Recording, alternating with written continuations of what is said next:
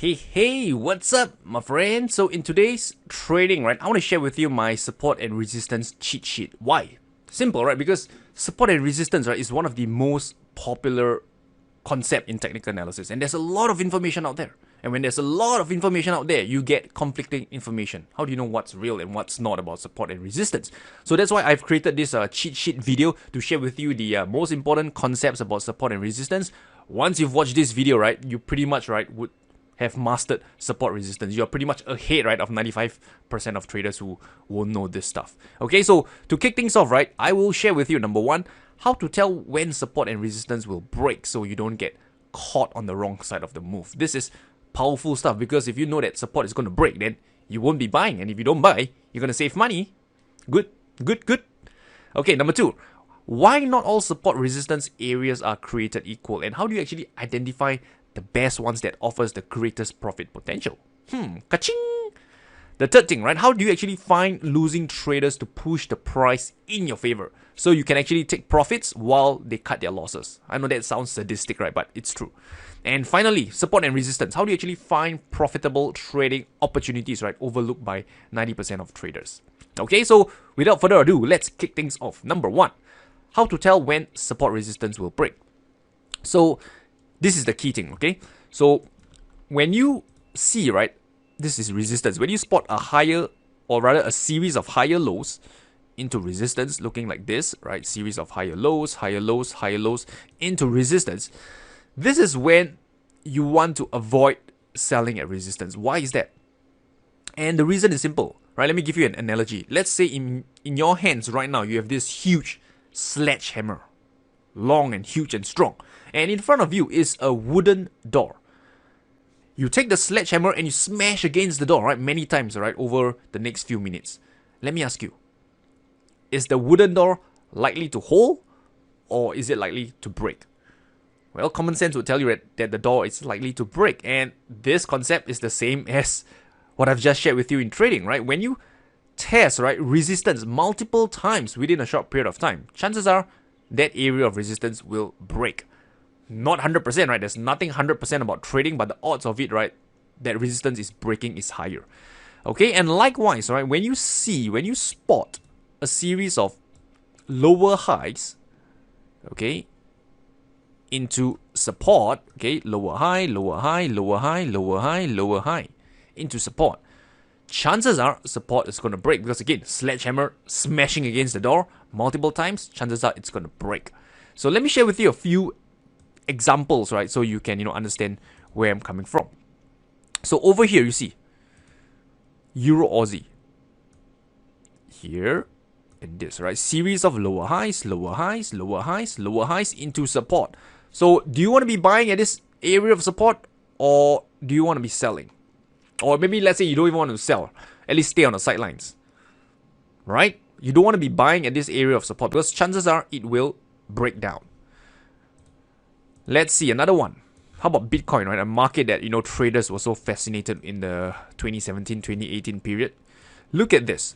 You see a series of lower highs, lower highs, lower highs, lower highs into support. Over here. Do you want to be buying at this area of support? I hope not, right? Because chances are this area of support will break down because this is signs, right, that sellers are in control. They have managed to push the price lower. Each subsequent push, right, they managed to push it lower, lower, and lower. Another example over here. You can see Bitcoin again. This is the area of resistance, series of higher lows, higher lows, higher lows. Do you want to be selling at this area of resistance? I hope not, right, because this is, again, right, signs that the buyers are in control. This is where the sledgehammer, right, has smashed the door multiple times, right? You want to avoid selling at this area of resistance. Okay, so hopefully this concept, right, has make you understand where I'm coming from. Number two, right, how do you find the best support resistance areas to trade? Well, the trick is this. The trick is you want to find a strong power move, right, into support resistance. Now, what do I mean by power move, right? So a power move is simply, right, strong momentum into an area, let's say resistance, right? You're gonna see strong, big, bullish candle coming into resistance. I know this sounds counterintuitive, right? Why do you want to sell, right, when there's such strong bullish momentum at resistance? Why do you want to buy when there's such strong bearish momentum into support, Rainer? I get it, right? And I'll explain to you shortly. And the reason is because when you get a strong power move into an area, the first obstacle is usually far away. And when the first obstacle is usually far away, it means you'll get greater profit potential on your trade. And let me explain. So if you look at this, okay, let's say dollar sing. Okay, I'm just going to, Okay, so why is this black line here, Rainer? Oh, very simple. Let me just zoom out the charts, and you can see that this black line is actually this previous high over here. Okay, so I draw it out. So I want you to pay attention to how the price approach that black line. Pay attention to the price section. Pay attention to this section over here. What do you see? You see strong bullish momentum into that area, correct? And at this point, many traders are thinking, oh man, Rainer, the market is so bullish, it's time to buy. And when they buy, that's disaster. Alright, but that's beside the point, right? Why do I want to see a strong power move into resistance? So I'll explain. So when you have a strong power move into resistance, right, I mentioned earlier that your first obstacle level is usually far away. So what do I mean by first obstacle level? So at this point, let's say you short at resistance. Let me ask you, at which point on your chart will buying pressure come in? So let's imagine now you're short this market. Then you look at this chart. Okay, man, Rainer, where might buying pressure come in? Where will the buyers step in? Well, if you ask me, right, the first obstacle that the sellers would face probably would be this area over here, where this previous swing high could act as support around the $1.41 area. Okay, so at this point, you can see that your profit potential is pretty decent, right? Let's say you went short on this candle, your profit potential is from here all the way down to here. That's quite a large distance compared to when you don't have a strong power move into a level. Let's say you have a choppy move, like a higher lows into resistance, right? You can see that your profit potential will dramatically be reduced. So let's go back to the earlier example of Bitcoin. You can see what I mean. So earlier Bitcoin, okay. So again, you see over here. Let's try this one here, okay. Now this is the area of resistance, okay, and here you see the series of higher lows into resistance. So let's say over here there is a bearish candle here. Just imagine this is bearish. I'm just going to change this to bearish, okay, black color bearish. At this point, if you were to be selling, where is your first obstacle, right? Let's say imagine you sold at this imaginary black candle here. Where is your first obstacle? Well, chances are your first obstacle is possibly at this swing low over here. Or if you connect using trend lines, that first obstacle might even be higher over here. So you can see that there's really not much profit potential, right, because of this choppy price action coming into resistance. So that's why I said, right, when you want to trade support resistance, right, the best areas to trade are those with a strong power move into an area. This is where your profit potential is the greatest. This is where your first obstacle is usually far away. So let me give you another example. Dollar Mexican. Okay, that's what you see over here. Okay, so again, you have a pretty nice power move coming into this swing high. Pretty nice power move. So ask yourself, where is the first obstacle on this chart? Well, if you ask me, probably at this swing low, right? This is where buyers could come in to buy it near this swing low. So from here, all the way down to here, offers you profit potential, right? Which is much better compared to the price action where price forms a higher series of higher lows into resistance. One more example, right? Pound Canadian, same thing here. You see a nice strong power move here into this swing high. Now ask yourself, where on this chart might buying pressure come in? If you ask me, right, I would say the first obstacle, right, could possibly be at this over here, right, where previous resistance could become support. In other words, your profit potential, let's imagine that there is a bearish candle here. Your profit potential could be from here all the way down to here. There is a distance, right, for the market to move, which results in a more favorable risk to reward on your trade. Okay, I hope that makes sense. So this is how you find the best support resistance areas to trade. power move into support resistance. Avoid trading, right, when you get a very choppy stair-stepping move into support resistance, because that's where those levels usually break down. Third thing, right? How to find losing traders to push the price in your favor so you can take profit while they get stopped out, right? So where do you find this group of losing traders? The secret is this. You want to let the price take out the extreme level. So let's say you are wanting to sell at resistance. You want the price to take out the extreme highs of resistance. Why is that? Right? That's because you can profit from trap breakout traders. So again, I'll explain how this works. So you can see over here, okay, at this point, you've seen that this market has took out this highs over here. This is the extreme high of resistance. Okay, not this one, but this one here. And why is this significant? Because let me ask you, right? When you see the price break out of the extreme high, what's your thought process? Well, I'm sure there will be a group of traders who are thinking, oh man, Rainer, the price has broke out of the extreme highs. This is bullish. It's time to buy. And then they buy, right? Especially if the candle closed green. Even better, more people will buy because it's confirmed that the market is about to break out higher. The candle has closed above resistance. So let's buy. Yep, so they buy. Okay? And when you buy the breakout, right, let me ask you, where will you set your stop loss?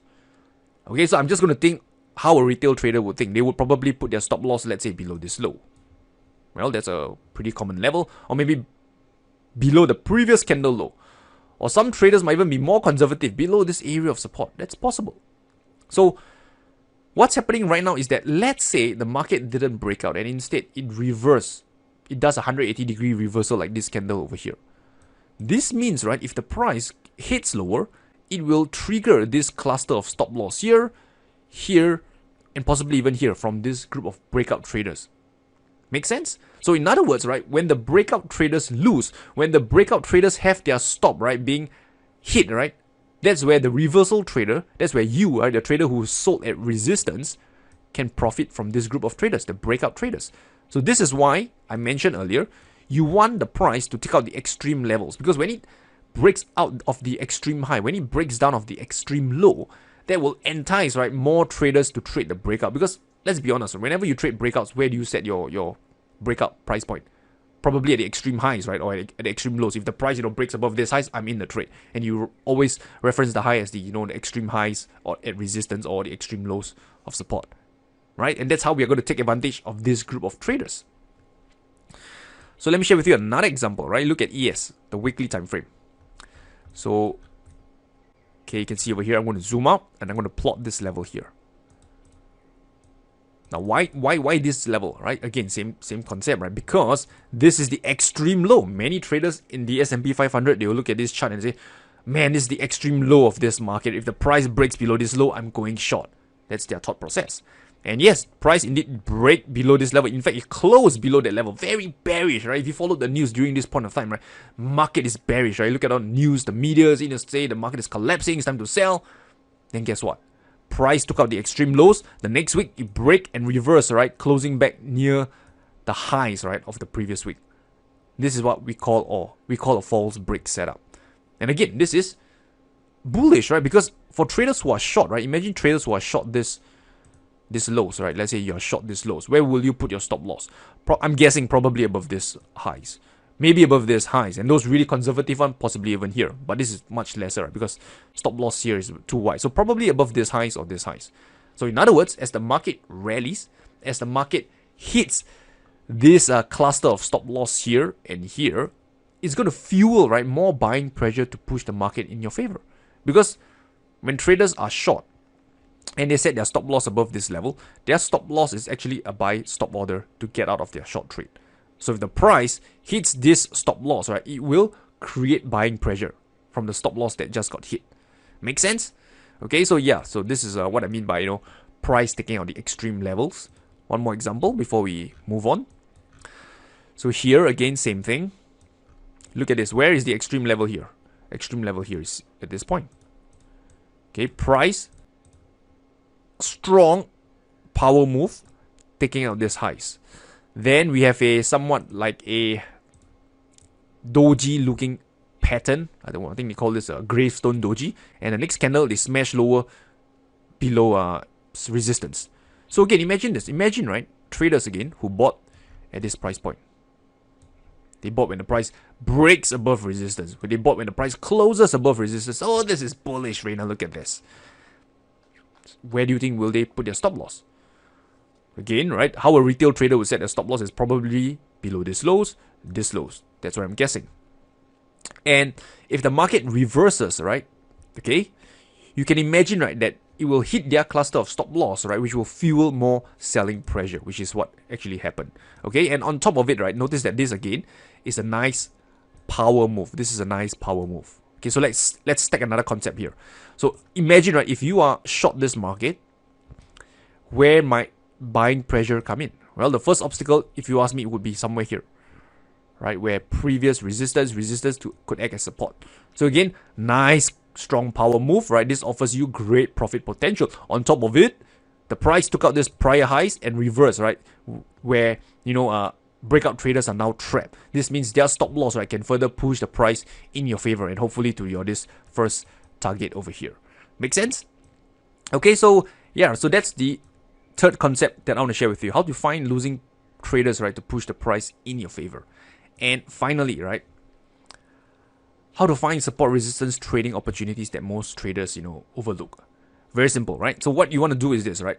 Go up to a higher time frame. So let's say you enter on a daily time frame. Go up to a weekly time frame and look for a build up. Look for a build up like this, or otherwise known as a tight consolidation. Because when the higher time frame is forming a tight consolidation, chances are you are able to find support resistance trading opportunities on the lower time frame.